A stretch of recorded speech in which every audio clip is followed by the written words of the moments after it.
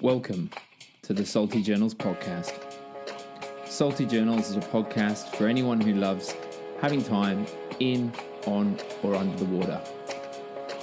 Please don't forget to subscribe and share the show if you enjoy it. So let's get into this.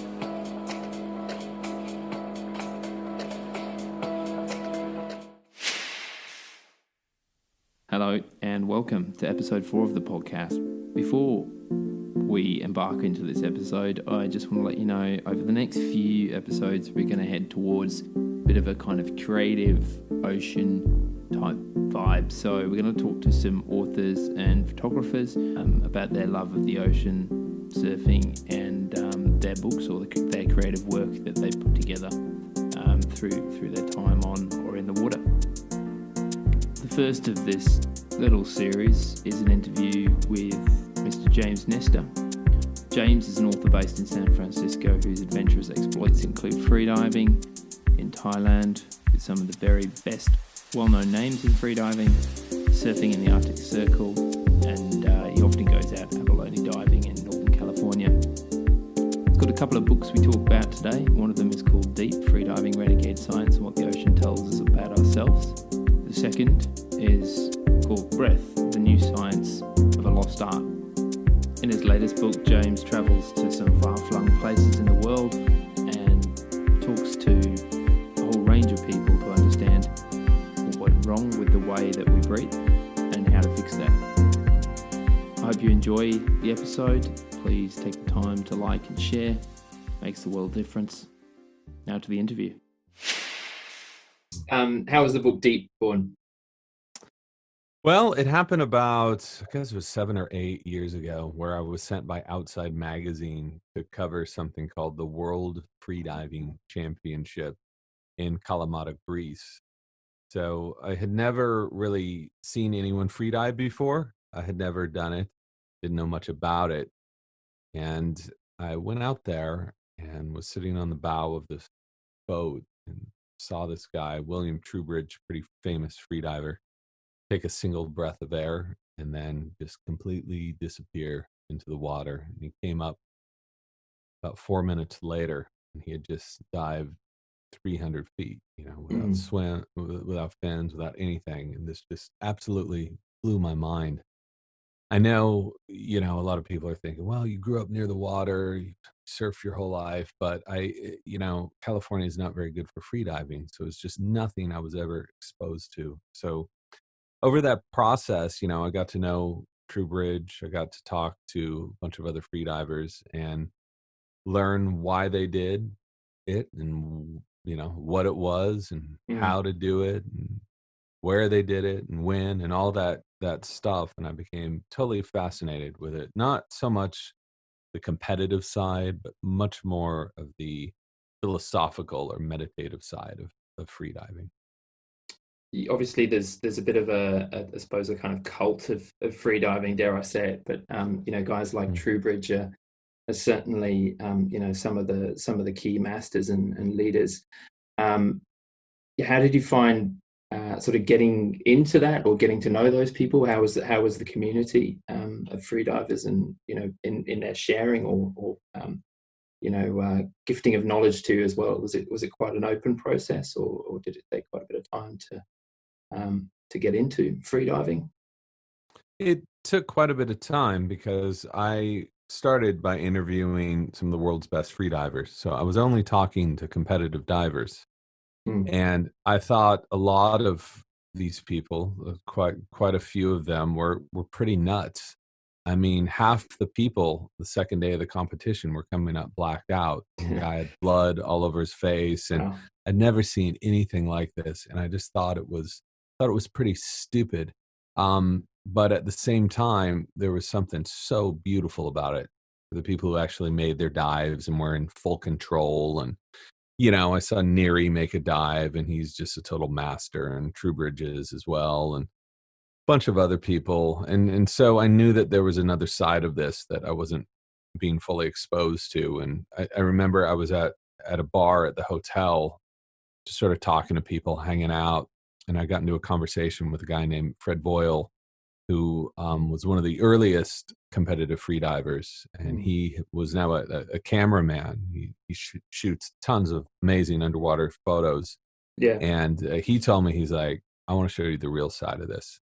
So he gave me his information, and that really set me on a path. Yeah. Yeah. Fantastic. And so that path was your own experience of learning to freedive as well. Yeah.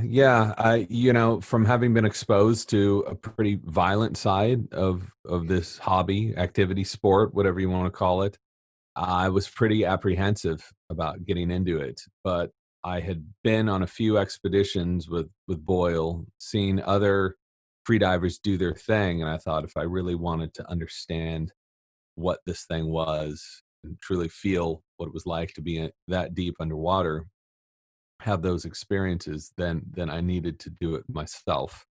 And so then I started training, and that was a whole other part of this that I thought was pretty interesting, to train yourself to hold your breath and everything that entails.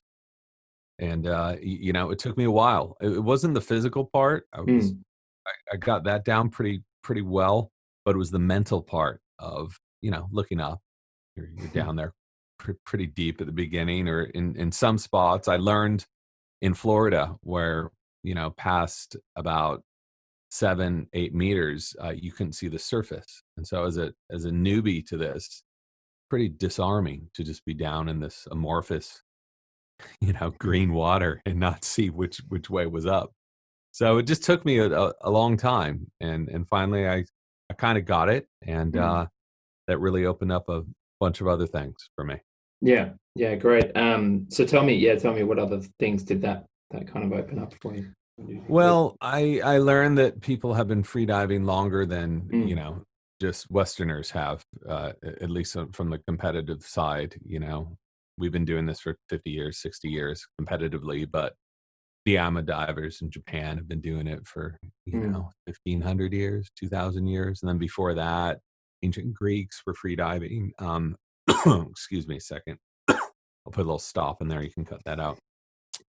Ancient Greeks were freediving, and there's archaeological evidence of freedivers, as far back as 10,000 years ago. So that really interested me.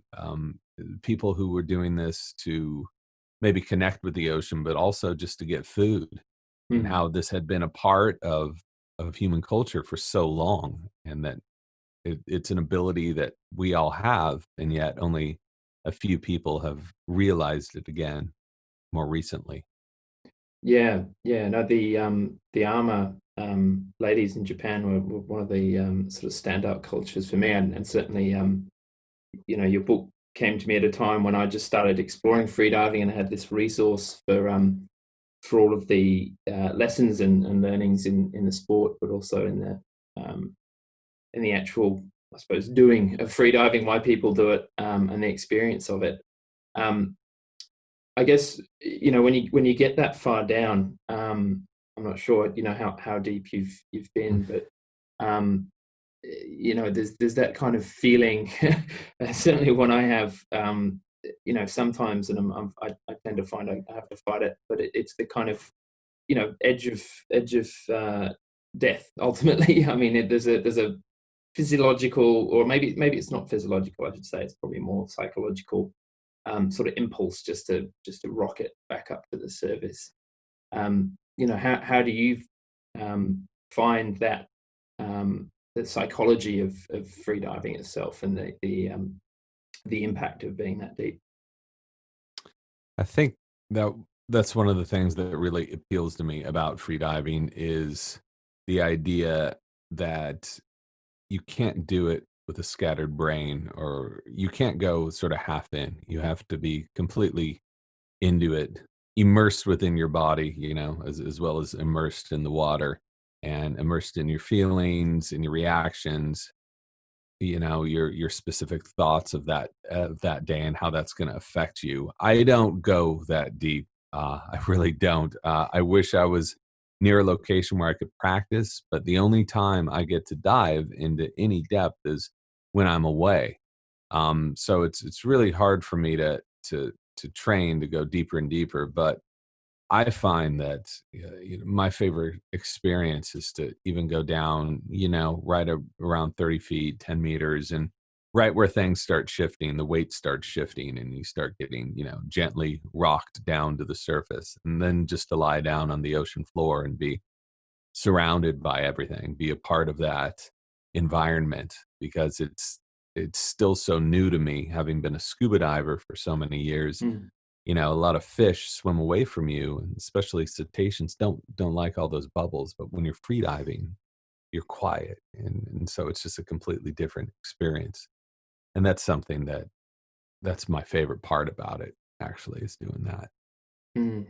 Yeah, yeah, great. And one of the things you talk about in the book, and the amazing feats that the human body can go to without dying is the concept of blood shutting down from the peripheries and into the vital organs to protect them. Um, what are the sort of key learnings from that? And how does this process work? How does it occur? Yeah, and that was another thing that just convinced me that we're meant to do this. So we Mm. have these mammalian dive reflexes, or also known as the master switch of life. It's actually many switches. That the deeper you go, the more of these switches sort of switch on to protect yourself from being in such deep water for so long. So right at the surface, even if you go to your bathroom sink and splash water on your face right now, cool water on your face, your heart rate's going to go down about 25%. So once you're immersed in water, then all of those reactions are just compounded the deeper and deeper you go. So blood will start shifting from your extremities to your core, just as you mentioned. And after a certain amount of time, the spleen will kick in, release about 15% more oxygenated blood into your body. And then the mind enters a meditative state. So all of these are physiological reactions that we don't control. They're autonomic.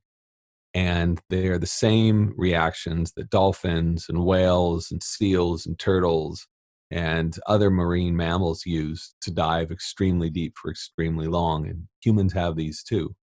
And I just thought that was so fascinating that we have this ability and we're just not accessing it, because we don't need to now. You can go down to get your fast food fish burger. You don't have to hunt for your food anymore. But what have we lost in that process? We lost that connection to ourselves and our connection to the ocean. Mm. Yeah, yeah, for sure. And just picking up on the hunting side, have you taken up spearfishing at all? Have you with this newfound freediving skill, or not so new now, but the freediving skill that you've gained? Have you been out in the water with a gun as well? Yeah, certainly. I'm not very good at it. I suck at it. But one of my favorite things to do, and it's so sad that this is past tense and not present, was every April would be abalone season here, on the north coast of California, where Mm. there's so many abs that you're allowed to go out there and get, 16 a year. And I'm literally right outside my office window. I'm looking at a huge pile of ab shells right now. It just brings back some awesome memories. But that was one of my favorite things, because you can only do it free diving. It's illegal to do it with scuba or by any other means. So in order to get these abs, you have to really practice and train yourself to dive. And you're diving through kelp, you're going under rocks, and it's such a primitive thing. You're pulling these, big sea snails off these rocks, and the only way you can eat this stuff too, you can't sell it. So the only way you can eat it is if you go down and harvest it yourself. So it was such an amazing experience, and I did that for years and years. That was a huge benefit of learning how to free dive Mm. uh, pretty well, is because I'd be able to go down and get the big ones that the other people were down 7-8 feet, and I was like, oh, I can go a little deeper than that. So, but unfortunately, there are no more abs on the coast now. Not because they've been overfished; they were so stringent about all the regulations, but because the water warmed up and the urchins moved in, and there's literally that entire lifestyle and tradition is gone. So pretty sad thing, but free diving opened up that for me. And I don't get it. to spearfish too often, Mm. because I just don't have that. I've tried to do it around here, and it was disastrous. 3 feet of visibility, not too safe. So it's something I'd like to explore a little more. I think it's the most ethical way of, if you're going to eat fish, I think that's the way to do it. Go harvest your own stuff. You could see what you're killing, and then you come back and, you have a greater appreciation for it. So, but it's definitely something I want to do more. Yeah, yeah, for sure. I was going to ask you for abalone recipes. We've still got them in Western Australia, but obviously probably moved on. I do hear though that urchins are very tasty. I haven't tried them myself, but I do hear that It they de- are very it good. de- it depends which ones, because Oh, the big okay. ones, we used to have Yeah. these huge ones. They're like the size of a softball, and so you could, right there, then and there, you pull them out of the water, split them open, and you would have uni, which is this Japanese delicacy. But what moved in here, all these little shit urchins, these teeny ones, and they've just destroyed everything. So I didn't know that there's still abs, and you can ab fish in Australia. Is that right? Because it's pretty much Yeah, illegal everywhere else. yeah. You get 2 days of the year. 2 days of the year. Yeah, Wow. yeah, and it's chaos. It's chaos out there. That's for sure. It Huh. gets pretty wild with pretty much every man and his dog out there pulling them for those 2 days. I think the number of life-saving rescues, the surf Yep. rescues that happen over that time are a massive number. But Yep. yeah, there's a lot of people venturing in who wouldn't normally. But I haven't tried it myself yet. I do hear it's tasty, but I haven't given it a go. So if we just circle back to what the body does when I suppose you hold your breath, and talk a bit more about breath itself, with your new book, which is due out in late May, I think. Breath: the science, Mm-hmm. sorry, the new science of a lost art. Um, yeah, pretty broad topic from the outside. But how did you what brought you this book idea around? I mean, how did you get started with this book? It actually started with those free divers. Mm. So, I spent was focused on the human connection to the ocean, from the surface to the very bottom of the Marianas Trench, so the deepest point on Earth. But I kept thinking about everything that they had taught me, not just how to breathe, to hold your breath, but they told me stories about people who breathed in certain ways to lose weight, or breathed in certain ways to kill off viruses and diseases, or breathed in certain ways to get energy. And it's something that really resonated with me. I didn't believe too many of their stories, I'll be honest, but I kind of filed it away as something to check out. And then just casually, I'd read up on the subject over years, actually.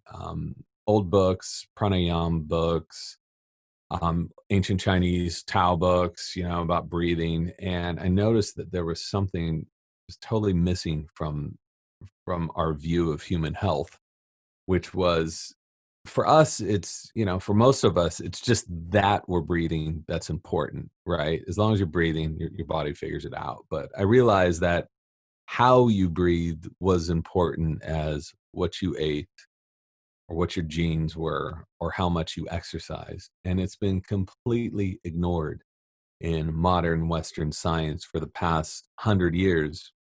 Although for the past thousands of years, ancient Indian cultures and Chinese and Japanese and Greeks, they were 100% into breathing, the art of breathing, the medicine of breathing. So I spent several years in labs and medical libraries and all over the world, talking breathing therapists, interviewing people, doing a whole bunch of really weird self-experimentation to figure out just how much the ways in which we breathe affect our health.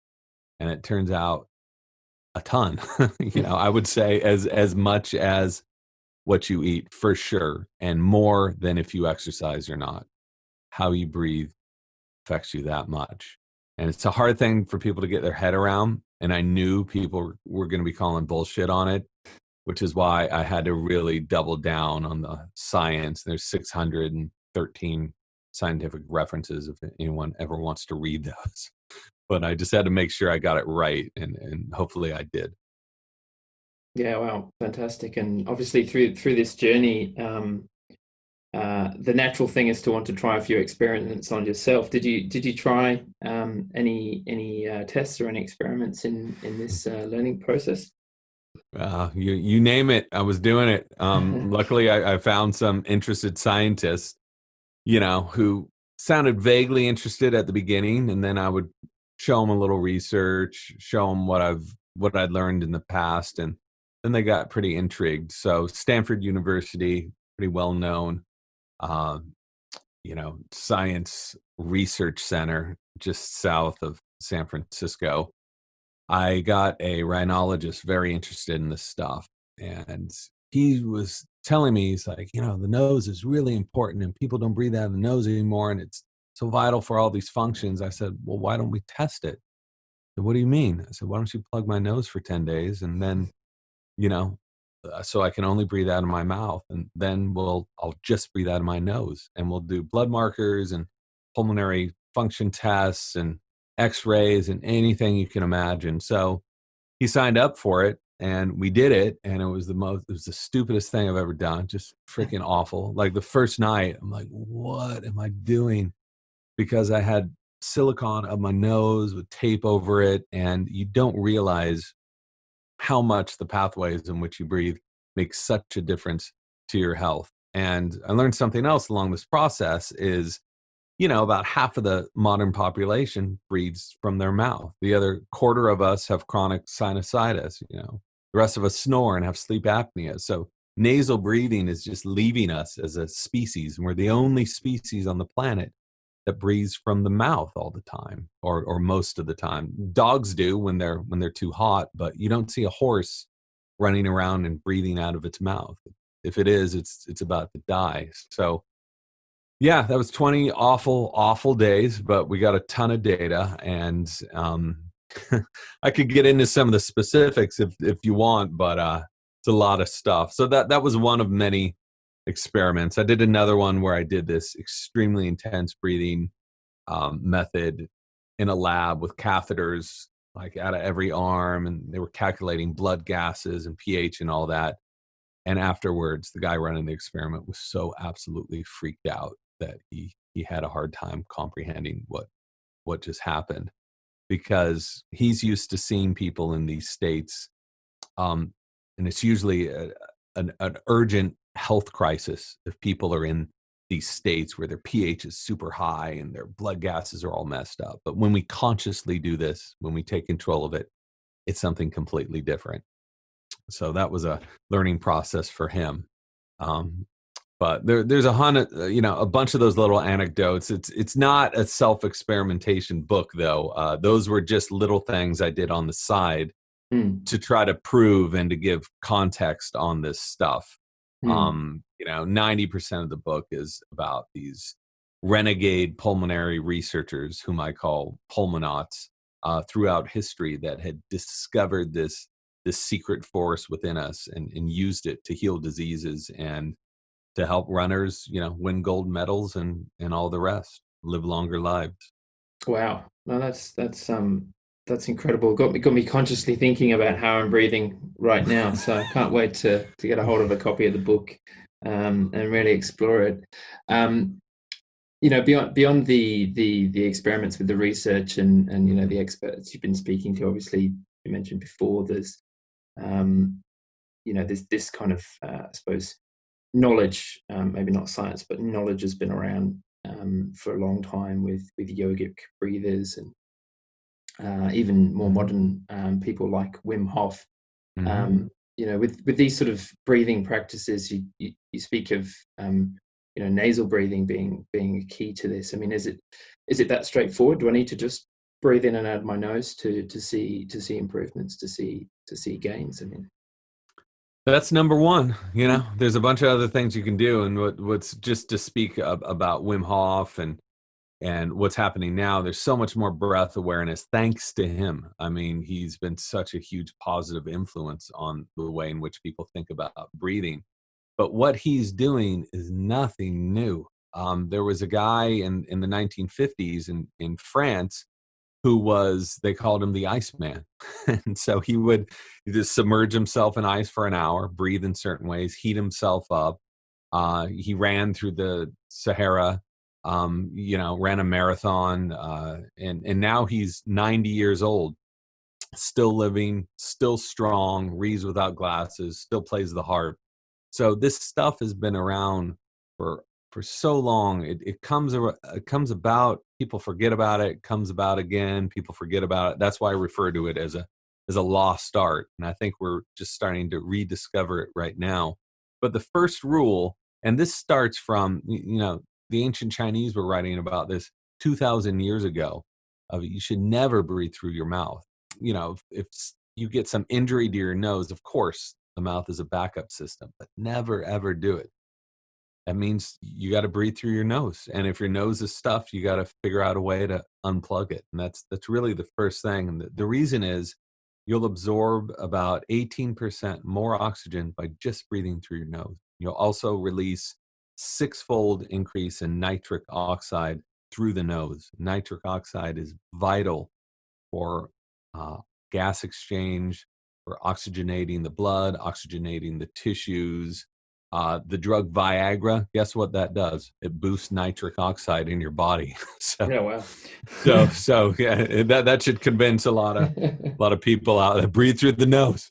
And that's how it starts. And the other, little steps, and I get into this in the book because each of the chapter starts, slow, less, nose, chew. But is just as we're eating too much as a culture, we're also breathing way too much. So we need to breathe less. If you breathe less, you get more oxygen more easily than breathing more. And that's a really contrarian concept for people to get their heads around, but it's all true.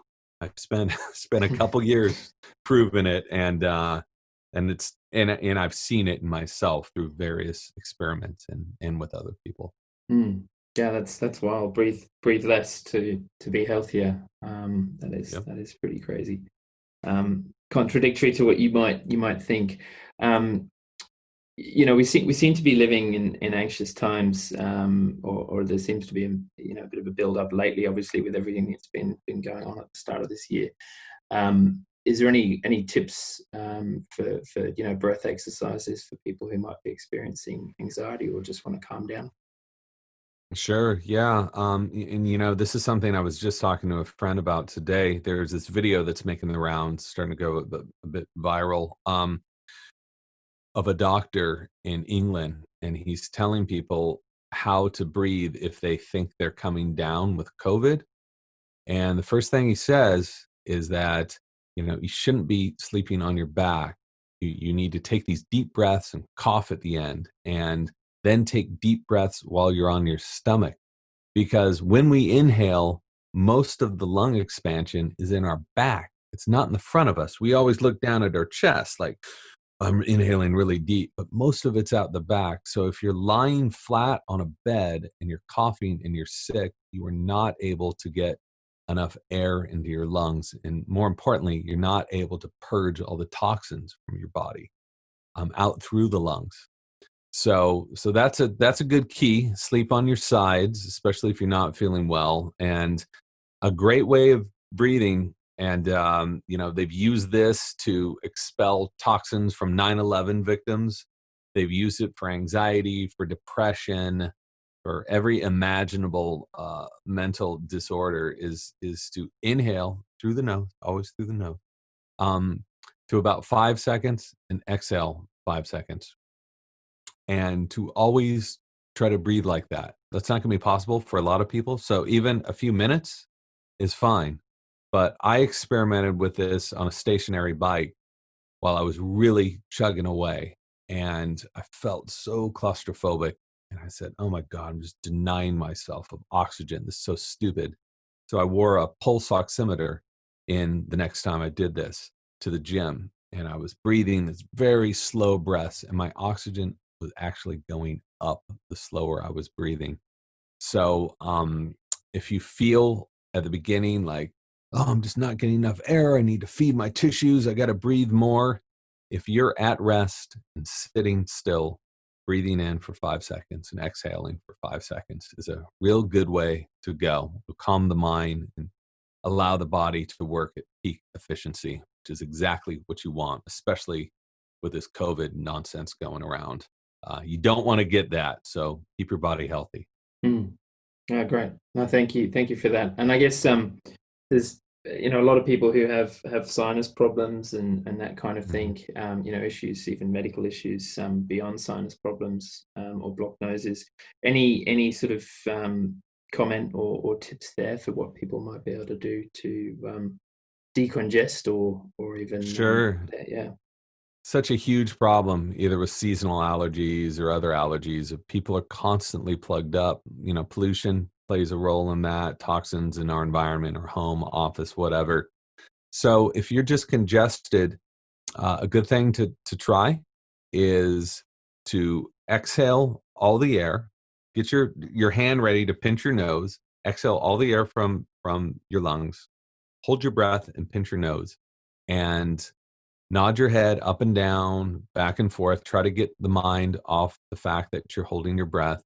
When you feel a really strong sense to breathe again, inhale very slowly through the nose. If the nose is still plugged, try to inhale a little bit through the mouth, and then wait about a minute and do that whole process over again. And I think you'll be amazed for a lot of people with chronic congestion, how quickly that clears it up. And that practice had been, invented 50 years ago by this guy named Buteyko, and works like a charm for people who have, severely deviated septums and other major problems. Just doing a couple tricks like that isn't going to help. You're going to have to go to someone who deals with that. But you shouldn't forestall it, because you got to think about, if your sink is plugged, you're going to find a way of fixing that immediately. Consider the nose as very similar to that. Your nose is plugged, find a way of fixing it, because you want to breathe from your nose. It seems so simple, but people have known this for thousands of years, and I think you'll really feel the benefits very quickly after switching. Oh, great. Thanks for the tips there. Yeah. And your book, the research you mentioned before, it does look at the athletic performance and how breath has an impact on that overall. So you've been on a bike doing breathing exercises. Did you speak with or talk to people monitoring athletes and athletes breathing as part of the research? For sure. Yeah. And that's a question that keeps coming up, especially from runners. They say, well, I can't breathe out of my nose. I have to breathe out of my mouth. You got to find a way of breathing out of your nose. The nose, just like any other muscle or organ or tissue in the body, will respond to how it's used. So the less you breathe out of your nose, the more the nose is going to close. I was talking to a researcher, another different researcher at Stanford, who looked at patients who had gotten laryngectomies, where they had a hole drilled in their throat because, for some reason they couldn't breathe properly. And she found that between 2 months and 2 years, every single one of the patients, their noses had completely plugged up 100%, because they just weren't used. So it's important. The more you use it, the more it's going to open. And this is something I can speak to, because I took a CAT scan when I was first at Stanford, and the researcher looking at it, Jayankar Nayak, was cracking up. He's just like, "You are a complete mess. Deviated septum. My sinus passages were so completely destroyed, but I managed to overcome that by just breathing through my nose all the time. And now I can breathe very clearly. I had congestion the whole way when I was a kid, up until recently, till I learned this, and it really changes everything. Again, it sounds so deceptively simple, but the effects are pretty potent. Wow. So use it or lose it. Yes, for sure. Yeah. And so you excuse me. So I'll try and formulate this question and cut all the rest of this out later on. But obviously the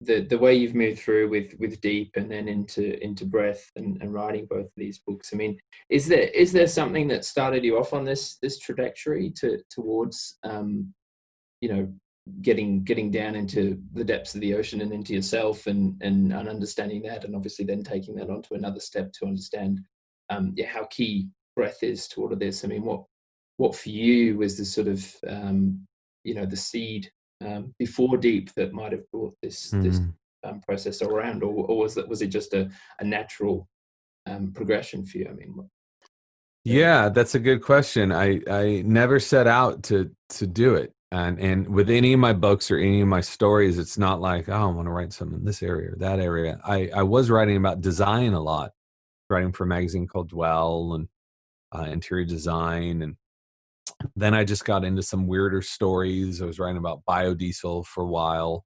And it's just weird because there's this thread that connects all of these stories in not an obvious way, in a kind of random way, but it still somehow fits. And I've been lucky enough to be kind of at the right place at the right time, or curious enough or weird enough to continually pursue these interests. And that's what they are to me. They're not so much stories. They're things I'm naturally interested in and then get kind of obsessive about until I really want to figure them out. And I've been lucky enough to write about that process and to share that information with other people. So I've got a few other book ideas. I have this folder and I just put random stuff in there all the time. I'm not ready to start another one so soon, but it's so thrilling to be able to just sort of pursue stuff that you're naturally curious about and then to go into these worlds and report back. So, writing books especially is such a complete pain in the ass. You're alone for 2 years. You're not seeing anyone. You're working at night. You're frustrated. You say, oh, this is never going to work out. I blew it. But at the same time, I would never trade it for anything. I absolutely love the process, and I'm so excited to get into something else, whatever that may be. Mm.